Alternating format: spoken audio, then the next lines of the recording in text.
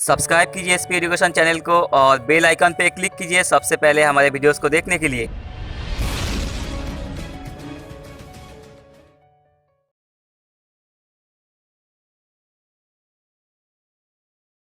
Hello everyone, welcome to SP education. और आज हमारी इस वीडियो में हम डिस्कस करने वाले हैं आर्टिकल 14 को। आर्टिकल 14 हमारा एक्चुअली में पहला फंडामेंटल राइट है।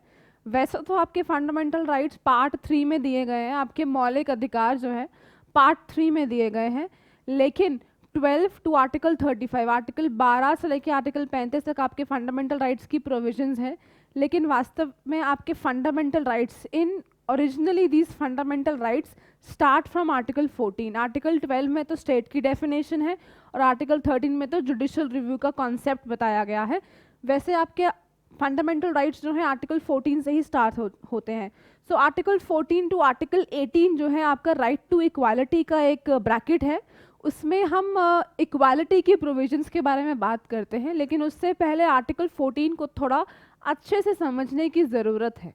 आपके जो आर्टिकल 14 की जो लैंग्वेज दे रखी है, जो भाषा आपकी आर्टिकल 14 की दे रखी है कॉन्स्टिट्यूशन में, कॉन्स्टिट्यूशन के टेक्स्ट में, वो ये कहती है that the state shall not deny, वो कहती है state shall not deny to any person equality before law और the equal protection of laws. यहाँ पर वर्ड यूज किया गया है और the equal protection of laws.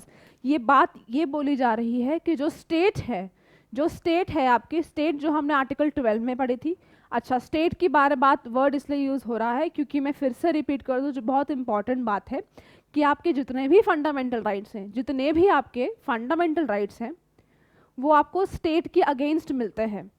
मतलब अगर मैं इंडियन सिटीजन हूँ और मेरा कोई फंडामेंटल राइट है, मान लीजिए राइट टू इक्वालिटी ही फंडामेंटल राइट है, वो मेरा ब्रीच हो रहा है, तो मैं किसके अगेंस्ट उसको क्लेम कर सकती हूँ कि मेरा राइट टू इक्वालिटी ब्रीच हो रहा है।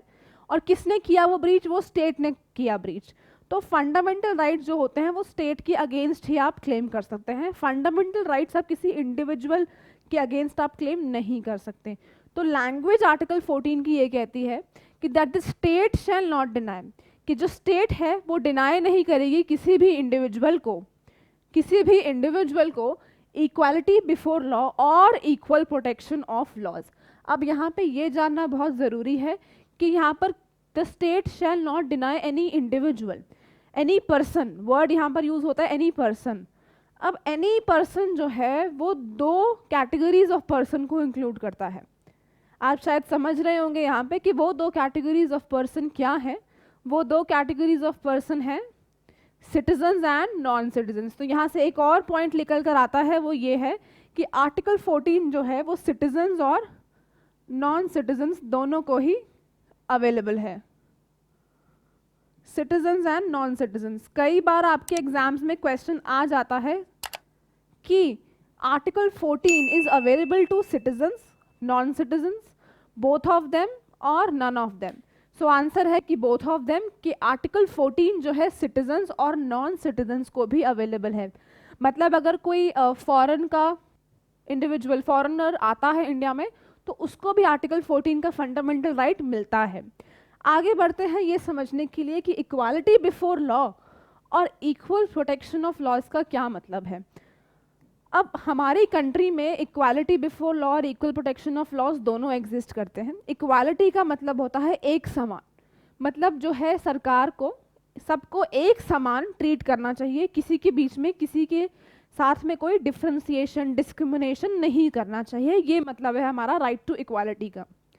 लेकिन जैसे हमने पहले समझा है पिछली वीडियोस में कि हमारी कॉन्स्टिट्यूशन में काफ़ी सारे फीचर्स जो हैं और काफ़ी सारे प्रोविजंस जो हैं वो बाहर की और कॉन्स्टिट्यूशन से बोरोड है, कुछ एज इट इज़ और कुछ मॉडिफाई करके। मतलब हमने काफ़ी सारी प्रोविजंस जो हैं, काफ़ी सारे जो फीचर्स हैं, हमने बाहर की कॉन्स्टिट्यूशन से लिए हैं। So equality before law and equal protection of laws भी दो अलग अलग कंट्रीज़ की कॉन्स्टिट्यूशन से आए गए हैं, लेकिन हमने अपनी कॉन्स्टिट्यूशन में, हमने अपने भारत के संविधान में दोनों को ही इम्प्लीमेंट कर लिया है। और इक्वालिटी बिफोर लॉ का मतलब ये होता है कि सब लोग लॉ के सामने, सब लोग विधि के सामने, सब लोग कानून की नज़रों में समान है। Everybody is equal in the eyes of law. तो इक्वालिटी बिफोर लॉ का सीधा स्पष्ट मतलब है कि there is equality before law. ये इक्वल जो है मतलब सब लोग इक्वल हैं लॉ के सामने। इसका मतलब ये है कि अगर कोई राजा है तो वो भी उसी लॉ से गवर्न होगा, कोई रंक है तो वो भी उसी लॉ से गवर्न होगा, कोई अमीर आदमी है, कोई रिच है, कोई पुअर है, कोई गरीब है, तो वो भी उसी लॉ से गवर्न होगा। फॉर एग्जाम्पल जैसे कि आप समझते हैं कि अगर किसी ने कोई ऑफेंस किया, इंडिया में जो अपराध करने का जो कानून है जिसमें अपराधों की डेफिनेशन और उनकी पनिशमेंट्स दी गई हैं, वो क्या है आपका इंडियन पिनल कोड। हमारी पिछली एक वीडियो में हमने डिस्कस करा है कि क्रिमिनल लॉ क्या होता है। तो इंडियन पिनल कोड जो है, भारतीय दंड संहिता जो है आपकी, उसके अंदर सारी पनिशमेंट्स और ऑफेंसेस की डेफिनेशन दे रखी है। तो मैं अगर ये उठा लूँ कि थेफ्ट एक आपको ऑफेंस है आईपीसी के अंदर, उसकी एक पनिशमेंट है 3 साल तक की सज़ा हो सकती है। तो अगर कोई रिच इंसान है जिसकी महीने की बहुत अच्छी सैलरी है या बहुत अच्छी इनकम है, वो थेफ्ट कमिट करता है, और एक गरीब इंसान जिसके पास 2 टाइम का खाने की रोटी नहीं है, 2 टाइम रोटी खाने का जिसके पास पैसा नहीं है, वो थेफ्ट कमिट करता है, तो क्या आपको लगता है कि उनको अलग अलग तरीके से या किसी अलग लॉज में पनिश करना चाहिए क्योंकि एक अमीर चोर है और एक गरीब चोर है?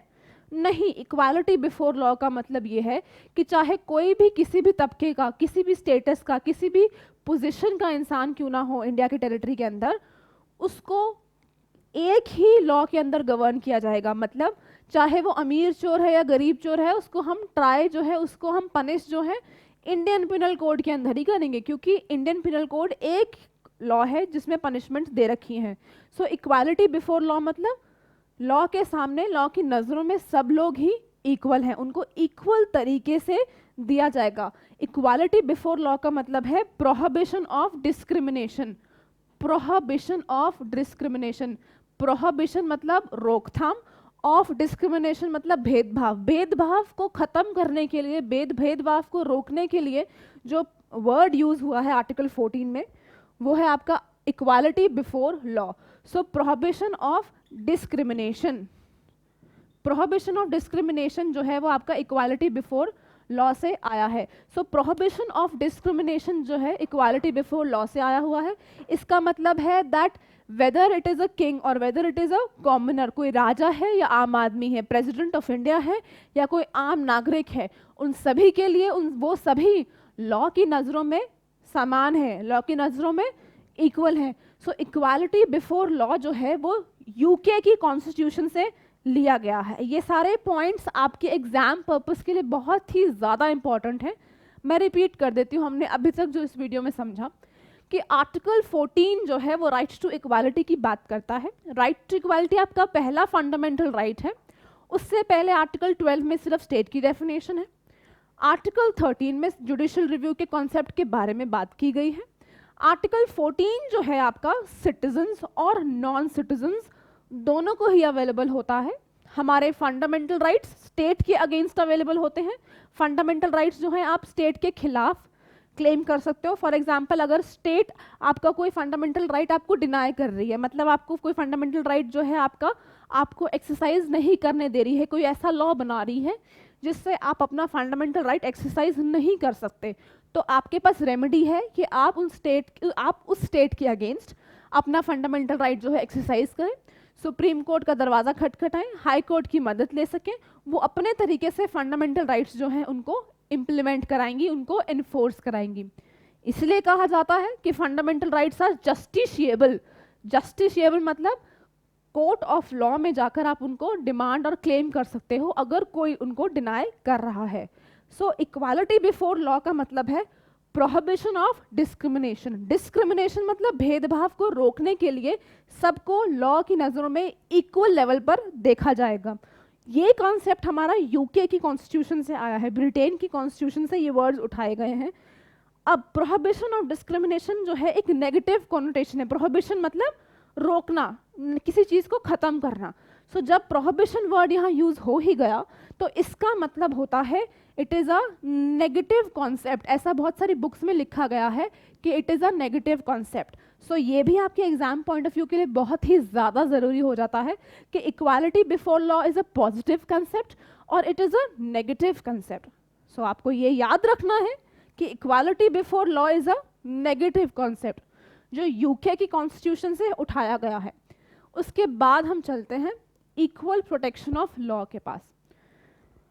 अब इक्वल प्रोटेक्शन ऑफ लॉ का मतलब होता है कि लॉ की नज़रों में, लॉ के सामने सारे लोगों को आप एक समान ट्रीट नहीं कर सकते। इसका क्या मतलब हो, ये थोड़ा अलग है पहले वाले कंसेप्ट से। इसका मतलब ये होता है कि the like should be treated like, okay, the like should be treated like मतलब एक जैसे लोगों को आपको एक तरीके से ही ट्रीट करना है। इसका बेस्ट एग्जाम्पल ये है कि जैसे कि हमारे कॉन्स्टिट्यूशन में अभी हम आगे पढ़ेंगे कि बहुत सारी प्रोविजंस ऐसी हैं जिसमें बोला जाता है कि वीकर सेक्शन के लिए स्पेशल प्रोविजन जो है सरकार बना सकती है। उस समय हम ये नहीं कह सकते कि वीकर सेक्शन के लोगों के लिए आप स्पेशल प्रोविजन क्यों बना रहे हो, क्योंकि हमारी कंट्री में तो इक्वालिटी बिफोर लॉ है, सब लोग एक समान है। नहीं, क्यों? क्योंकि हमारी कंट्री में इक्वालिटी बिफोर लॉ के साथ साथ एक और कंसेप्ट भी जुड़ गया है जो आर्टिकल 14 में ही मेंशन्ड है कि equal protection of laws. Equal protection of laws, equal protection of laws मतलब देयर इज अ डिमांड, एक डिमांड है जो कहती है कि इक्वल ट्रीटमेंट जो है वो अनबायस तरीके से होना चाहिए, एक आई मीन डिफरेंशियल ट्रीटमेंट होना चाहिए, एक रीजनेबल क्लासिफिकेशन होने चाहिए। वो कहता है कि अगर अमीर लोग हैं तो उनकी एक अलग कैटेगरी होनी चाहिए, गरीब लोग हैं तो उनकी अलग कैटेगरी होनी चाहिए, एक जैसे सरकमस्टांसेस वाले लोगों को एक तरीके से ट्रीट करना चाहिए, एक जैसे सरकमस्टांसेस को अलग सरकमस्टांसेस वाले लोगों को एक अलग ब्रैकेट में रखना चाहिए। मतलब अगर कुछ लोग अमीर हैं तो उनको एक तरीके से ट्रीट करना चाहिए। अब बैकवर्ड क्लासेस जो होती हैं, इकोनॉमिक बैकवर्डनेस, सोशल बैकवर्डनेस या एजुकेशन के उससे पिछड़ा वर्ग जो है, अब पिछड़े वर्ग के लिए रिजर्वेशन क्यों की जाती है? पिछड़े वर्ग के लिए, पिछड़े हुए वर्ग के लिए, सॉरी पिछड़े हुए वर्ग मतलब जो बैकवर्ड क्लासेस हैं उनके लिए रिजर्वेशन इसलिए की जाती है क्योंकि हमारी कंट्री में इक्वल प्रोटेक्शन ऑफ लॉज है। मतलब लॉ जो है एक जरिया है लोगों को प्रोटेक्ट करने का, अपलिफ्ट करने का, उनको उन लोगों के पार लाने का जो उनसे काफ़ी आगे हैं। सो अगर आप बैकवर्ड लोगों के लिए अगर स्पेशल प्रोविजंस बनाओगे, बैकवर्ड लोगों के लिए रिजर्वेशन रखोगे और दूसरी कैटेगरी जो वेल ऑफ है, जो वैसे ही अच्छा कर रही है, उनके लिए कोई रिजर्वेशन नहीं रखोगे तो ठीक है। इसलिए रिजर्वेशंस हैं क्योंकि हमारी कंट्री में इक्वल प्रोटेक्शंस ऑफ लॉ है। This means that different people should be treated differently, लोगों को अलग तरीके से ट्रीट करा जाए उनकी अपनी अपनी सिचुएशन को ध्यान में रखते हुए। So equal protection of law वाला कंसेप्ट भी हमारी कंट्री में चलता है। अब इक्वल प्रोटेक्शन ऑफ लॉज जो है वो ये कहता है कि एक रीजनेबल क्लासिफिकेशन होना चाहिए। रीजनेबल क्लासिफिकेशन का मतलब ये है कि रीजनेबल तरीके से विद साउंड रीजन, कारणों, ठोस कारणों के साथ में आप पॉपुलेशन को क्लासिफाई करें, उनको अलग अलग ब्रैकेट में डालें और उन अलग अलग ब्रैकेट के लोगों के लिए आप अलग अलग लॉ बना दीजिए। तभी हमारी कंट्री में रिजर्वेशंस पॉसिबल हैं क्योंकि इक्वल प्रोटेक्शन ऑफ लॉ भी है। So equal protection of law जो है वो हमारा एक पॉजिटिव कॉन्सेप्ट है। It is a positive concept. यहाँ पर this is again important for your exam point of view कि इक्वल प्रोटेक्शन ऑफ लॉ जो है, टर्म जो है, वो पॉजिटिव कंसेप्ट है या वो एक नेगेटिव कॉन्सेप्ट है। यहाँ मैं आपको बताना चाहूँगी कि इक्वल प्रोटेक्शन ऑफ लॉज जो है वो एक पॉजिटिव कॉन्सेप्ट है। वो ये कहता है कि एक इंटेलिजिबल डिफरेंशिया होना चाहिए। मैं यहाँ पर एक वर्ड यूज़ कर रही हूँ, इंटेलिजिबल डिफरेंशिया।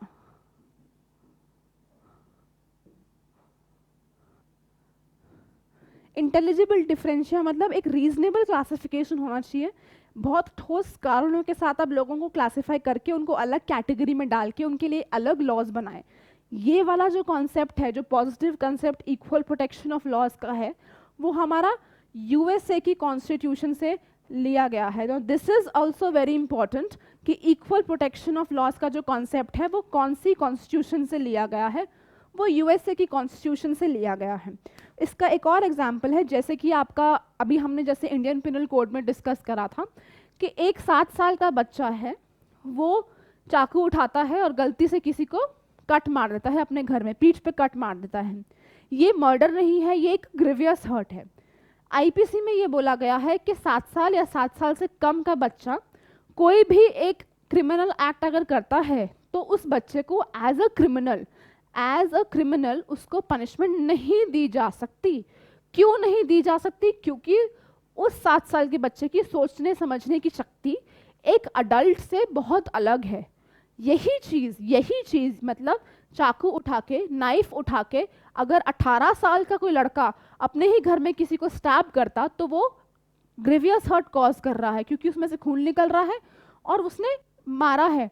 अब ये लॉ प्रिज्यूम करके चलता है कि अगर वो अनसाउंड माइंड का नहीं है, मतलब एक नॉर्मल इंडिविजुअल है 18 साल का, उसने ये हरकत करी है, तो वो लायबल है, वो उसकी एक लायबिलिटी बन जाती है कि वो एज अ क्रिमिनल ही ट्रीट होए, उसका क्रिमिनल ट्रायल प्रॉपर होए, उसको पनिशमेंट भी एक क्रिमिनल की तरह मिले। वही चीज़ एक 7 साल के लड़के ने करी तो उसको हम एग्जेम्प्ट कर देते हैं क्रिमिनल लायबिलिटी से। क्यों? क्योंकि हमारे पास इक्वल प्रोटेक्शन ऑफ लॉज हैं। एक 7 साल के बच्चे और एक 18 साल के लड़के की सोचने और समझने की शक्ति बिल्कुल अलग है, बिल्कुल अलग है। तो इसका मतलब ये नहीं है कि एक ही सेम एक्ट करने के लिए दो अलग अलग अंडरस्टैंडिंग और मैच्योरिटी के लोगों को एक ही डंडे से हाँका जाए, उनको एक ही लॉ में एक ही एक्ट पार लाया जाए। वो एक्चुअली में चाहकर भी इक्वल लेवल पर है ही नहीं। जब दो लोग इक्वल लेवल पर नहीं हैं तो उन पर लॉ जो है वो इक्वली अप्लाई नहीं हो सकता। यही मतलब है इक्वल प्रोटेक्शन ऑफ लॉज का। सो आर्टिकल 14 जो राइट टू इक्वालिटी की बात करता है उसमें 2 वर्ड्स बहुत इंपॉर्टेंट हैं। पहला, इक्वालिटी बिफोर लॉ, जो एक नेगेटिव कॉन्सेप्ट है। क्यों? क्योंकि वो डिस्क्रिमिनेशन को प्रोहिबिट करता है, भेदभाव को काटता है, रोकता है। ये हमने कहाँ से बोरो किया? ये हमने यूके की कॉन्स्टिट्यूशन से बोरो किया। फिर चलते हैं इक्वल प्रोटेक्शन ऑफ लॉज पे। इक्वल प्रोटेक्शन ऑफ लॉ का मतलब है कि देयर इज अ डिमांड, एक डिमांड है कि एक क्लासिफिकेशन होना चाहिए। Like should be treated like, alike should be treated alike. Different अलग अलग सर्कमस्टांसेस में लोगों को अलग अलग ट्रीटमेंट मिलना चाहिए। हमारी कंट्री में दोनों ही कॉन्सेप्ट अवेलेबल है।